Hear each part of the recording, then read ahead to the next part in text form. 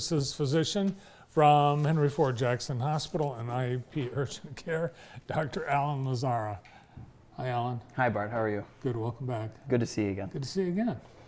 Wow, we had some really cold weather this winter. So For far. sure. Yeah, my wife and I drove to Chicago to visit my family, and I had to work that day, and so we left at 5 in the morning, and it was true to form under the lake. It was treacherous driving, so it was not fun. So, but we made it, and a little stressful driving, white knuckling it. I showed up right on time, so really felt good about that. Yeah. Wow. Yeah.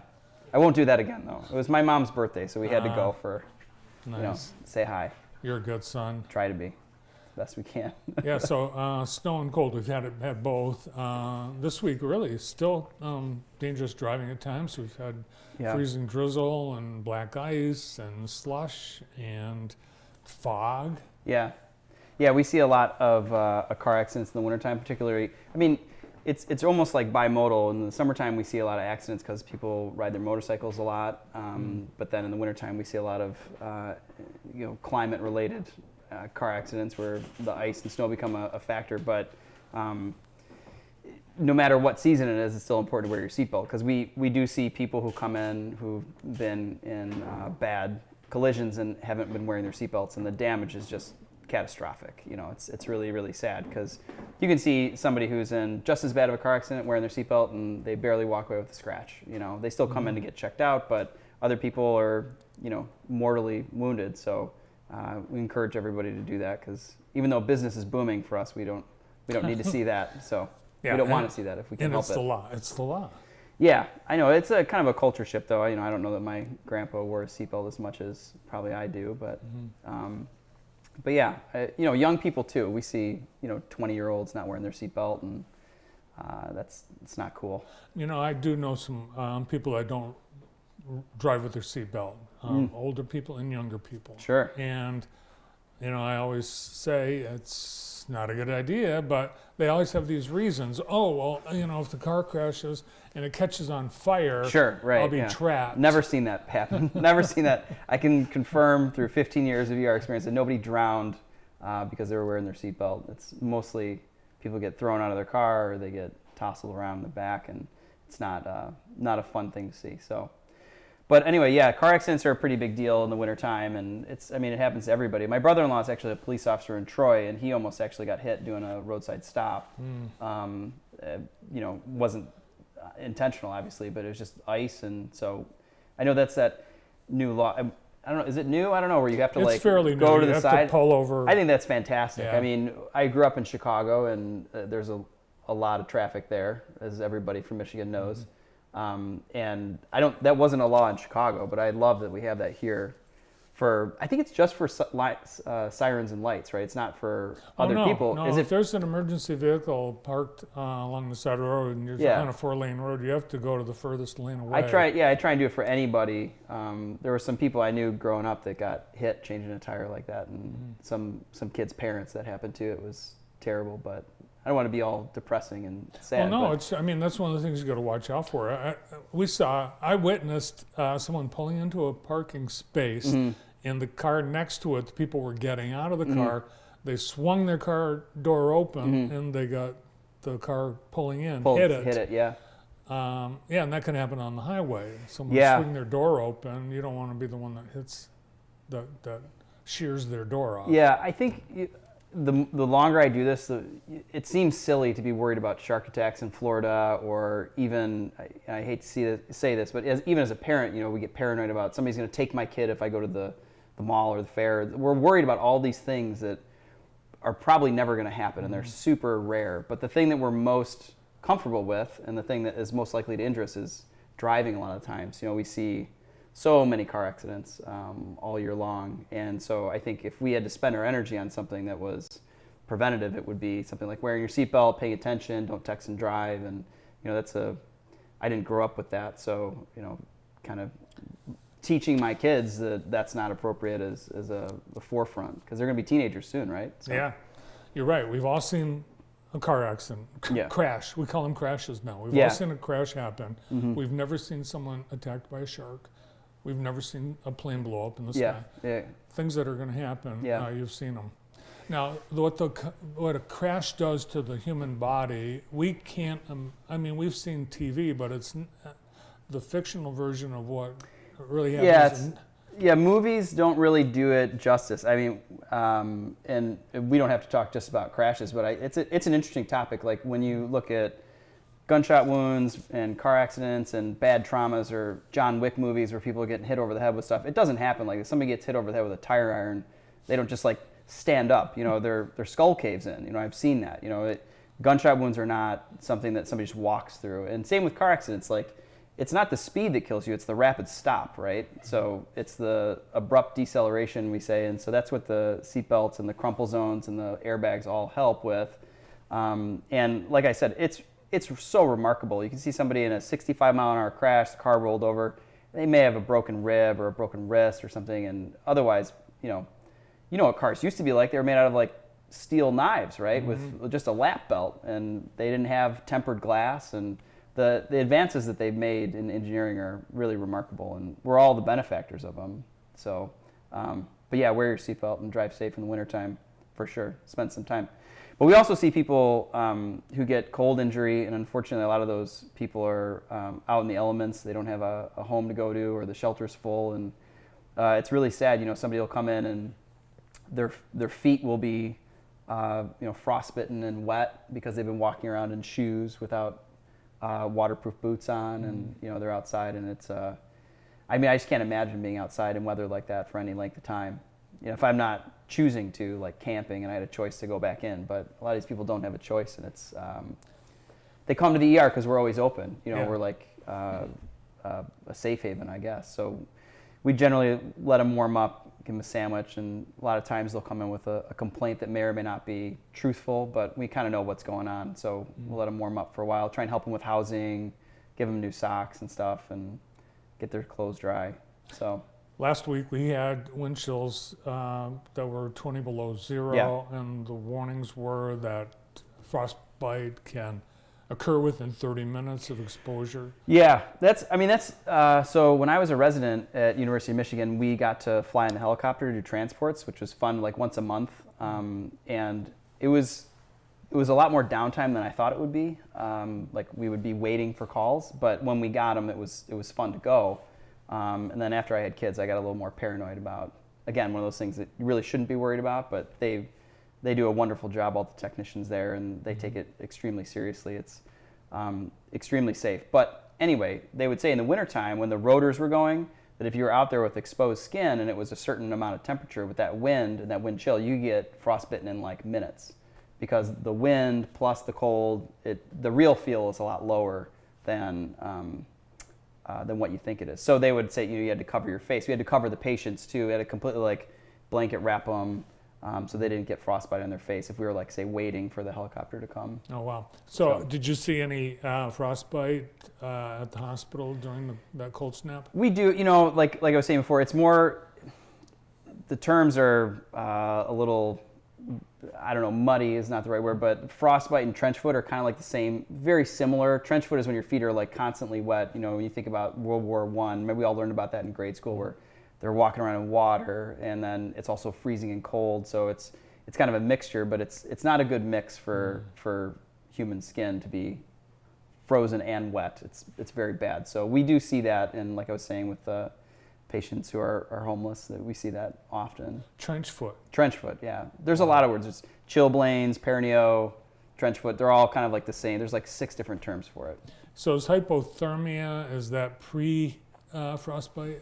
Hypothermia is a general state where the core body temperature goes down. There's mild, moderate, and severe. And we see that a lot, actually, not as much like imagine somebody sleeping outside on a bench or something like that. We see it with our older patients who are sick, and they're continually getting sicker, and they're at home. And even though the temperature in the house is 70 degrees, most of the time, their body temperature, their core temperature goes down because they're not eating, they're not producing heat, and 70 degrees is colder than 98.6. So eventually your body stops being able to overcome that heat differential. Yeah, so people show up and they're confused, their body, we check a core temperature through either we typically do a rectal temperature, is very accurate compared to oral, and the temperature will be like 90 degrees, and their blood sugar will be really low because they went through all their glycogen or sugar stores in their liver.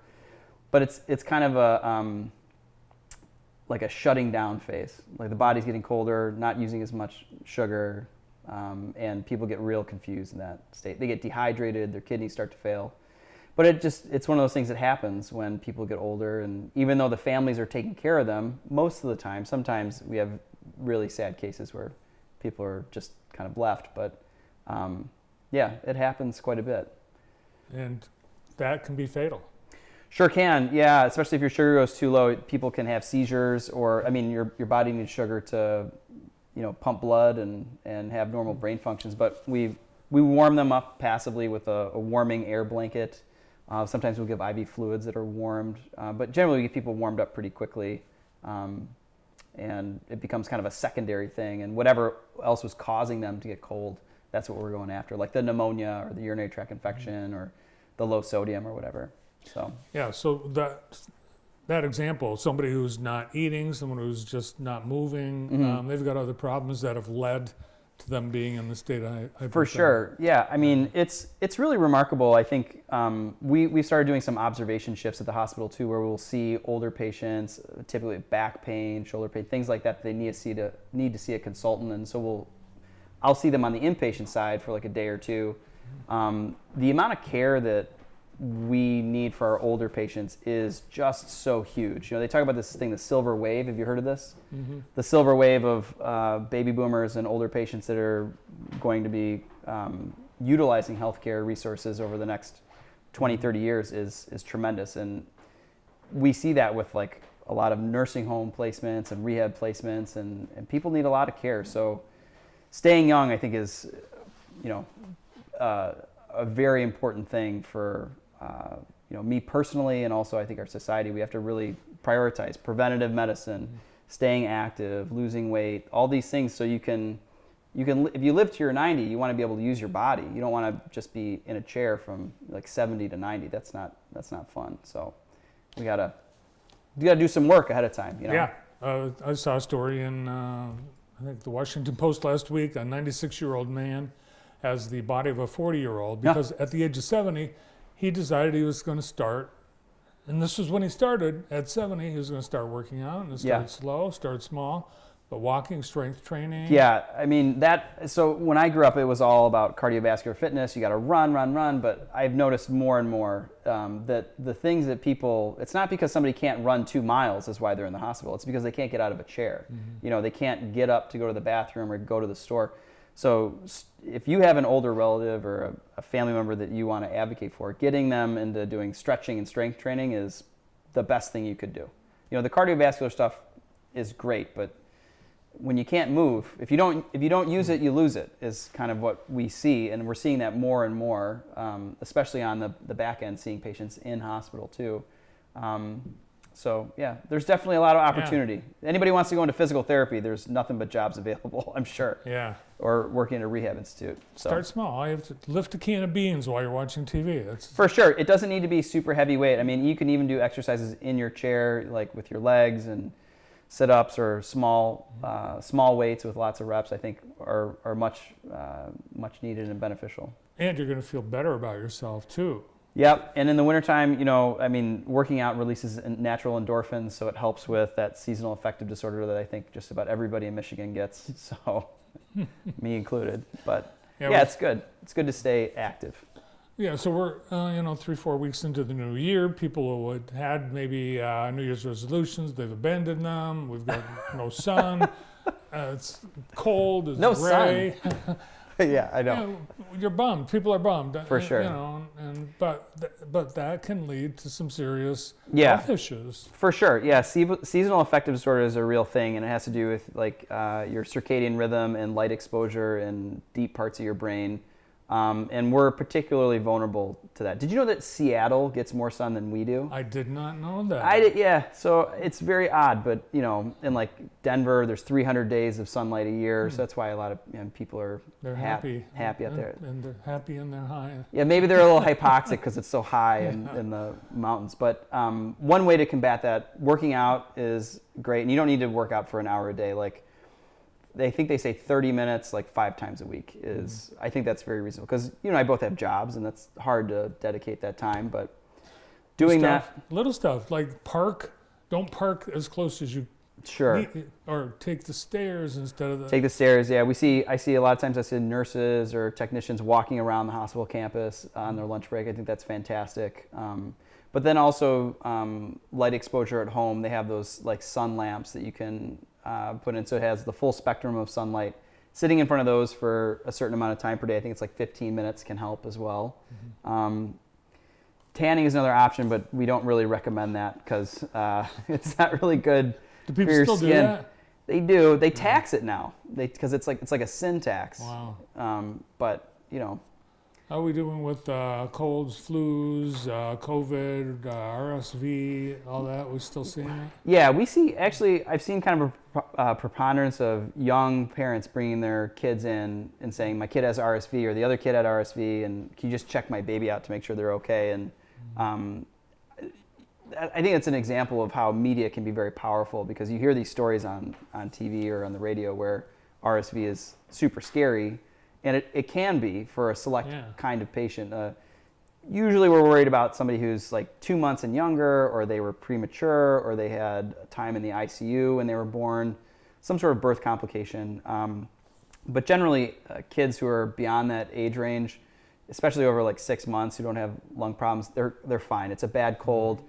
You need to suck the nose out with the bulb before they eat because babies breathe predominantly through their nose. Really? Yeah, and especially when they eat too. So if you suck the nose out before they eat or before they go to bed and sleep, they'll breathe a lot easier. So yeah, we see people Babies coming in. love that when you stick that bulb thing up their nose. That's good. Yeah. No, I think everybody hates that. Yeah. Or they have this new Frida thing. Have you heard of this? It's like a little tube that you put one end on, and it has a filter, but you can suck the baby's nose with your own. A lot of people have them. I never used one, but it sounds a little gross. But people swear by them. It sounds a lot gross. Yeah. Yeah. But yeah, we see cough and cold. I mean, people are inside breathing the same air. COVID's really not as big of an issue, obviously, as it used to be. We still see cases, but it's like diet COVID compared to what it used to be. Now we're hearing about, like in Philadelphia, there's a measles outbreak that's close to school. I actually haven't heard about that. Tell me more. Well, apparently the rate of vaccination for measles has dropped below the herd immunity threshold, which is like 95%. Sure. And they're starting to see cases. Yeah, measles is no joke. Like those, it's kind of a philosophical and ethical and medical conundrum altogether, but every physician I know, every person I work with vaccinates their children, and the papers that came out to say that the MMR vaccine caused autism or was like linked with autism, the 20 authors that had been on that paper, all of them redacted their involvement with it, except for one, and then he lost his medical license. So there's a difference between an association and causation. You could say birth defects are associated with water because every mother drinks water. It doesn't mean that it's a causative thing. Like cleft lips are not caused by water. So it's very difficult. Nobody wants to do studies on babies or pregnant women because nobody wants to take the risk of experimenting on that very vulnerable or fragile population. But anyway, back to the measles thing. I think that we lose as a social consciousness what it looks like to see some of these illnesses and how severe they can be and the bad side effects that people then have to live with, like the encephalopathy or the brain damage that can happen if somebody gets an encephalitis from measles, which is very often fatal. We don't get to see that because everybody's been vaccinated, right? And so we benefit from these. And so then you have this other competing argument that, well, these vaccines, maybe we don't need them because I've never seen measles, so why should I get a vaccine for it? And then and then something like this happens, and hopefully nobody gets really hurt, but it's a bad. I don't agree with it. I don't know if I'm going to end up on some bad parent blog, but it's the American Academy of Pediatrics thinks that people should get their vaccines too. I'm with you. Yeah. And my parents' generation, they knew people in iron lungs from polio. Oh yeah. So they knew this is something you didn't want your kids to get. For sure. So you got the vaccine. I mean, there's no question about it. And there, I mean, as a parent too, I have 3 kids, and when you go to the pediatrician, they're like, "We're going to give you 5 shots today." I'm like, "Oh, that doesn't really." I mean, it's more than we used to get as kids. That's a lot. Yeah. We follow the schedule, and sometimes we'll be like, "How about we do 3 of them now, and we'll do 2 in like next week? Can we come back?" Just because that's what we chose to do, But if you do something like that, you space it out. You have to be very reliable and come back and make sure you get those done. But they're overall super positive for society. And I mean, I've seen patients who have polio or effects of polio from when they were a child, and they have like a leg that's very atrophic, or it looks smaller compared to the other side, or an arm. And you just don't see that kind of long-term effects anymore. Yeah, I went to school with a kid that had polio and wore braces. Loud, huge braces, and it just... Yeah. It was horrible. Definitely everybody get your vaccines. And the flu vaccine, we can come back and say the same thing with the COVID. It's not going to prevent you from getting the illness. It's going to prevent you from having a bad course with it, hopefully. Especially if you're older, you have lung problems or kidney problems, heart problems. It really is, I think, a must, because I'm sure I had the flu or COVID. I don't know which one this season, and I was out of commission for 2-3 days. I had to change the sheets like every night because you just sweat through them. It's horrible. So, but I got my vaccines, and I still had a bad, and so I don't want people to think that, well, I got the shot, it's not doing anything. It is doing something. It's just not preventing you from getting sick at all. So, well, we appreciate all that you and your team at Henry Ford Jackson Hospital do to keep us safe and heal us, and we appreciate your time here today. Well, we're happy to serve, so anybody can come anytime. We're always there. They're open 24/7. 24 hours a day. And the urgent care is open too, so that's been going well. There's a lot of people that show up there, so. Yeah, they've been very busy over there. Yeah, and it's been nice because we have a nice direct line in between, so they'll call over their people that we know, and physicians and PAs that we trust, and so we know it speeds up somebody's visit substantially. You get the golden ticket. A little bit. Yeah. A little bit. Everybody's treated equally. I mean, no shirt, no shoes, no problem in the emergency medicine world, pretty much. It's like everybody gets treated the same. Yeah. But wear a shirt. Care and dignity, yeah. All right. Thank you. Thank you very much. Henry Ford Jackson Hospital and IEP, Emergency Services Physician, Dr. Alan Lazzara.